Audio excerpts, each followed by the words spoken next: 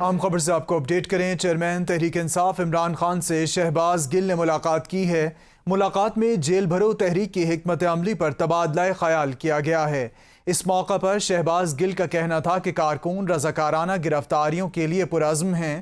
عمران خان نے ہدایت کی کہ گھر گھر جا کر لوگوں کو آگاہ کیا جائے۔ تفصیلات آپ تک پہنچا رہے ہیں۔ کارکن رضاکارانہ گرفتاریوں کے لیے پرعزم ہیں، ایسا کہا گیا شہباز گل کی جانب سے۔ مزید جانیں گے محمد علی ناصر سے۔ علی ناصر، آگاہ کیجیے گا شہباز گل کی جانب سے اور مزید کیا کہا گیا ہے؟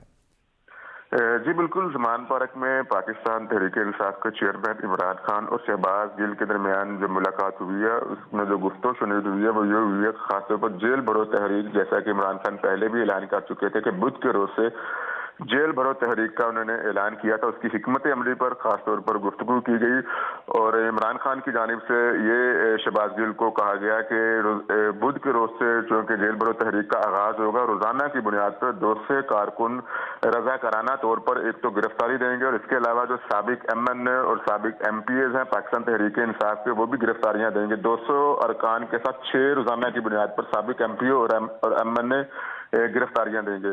اس کے علاوہ اس چیز پر بھی غور کیا گیا کہ اگر جیل بھرو تحریک کے دوران پولیس ان کو گرفتار نہیں کرتی ہے تو کیا کیا جائے گا، جس کے بعد عمران خان نے کہا کہ پھر احتجاج کیا جائے گا کہ جو بندے رضاکارانہ طور پر گرفتاریاں دینا چاہتے ہیں ان کی گرفتاریاں اگر نہیں ہوتی تو وہی لوگ احتجاج کریں گے تاکہ ان کو کسی طریقے سے رضاکارانہ طور پر گرفتاریوں میں شامل کیا جائے۔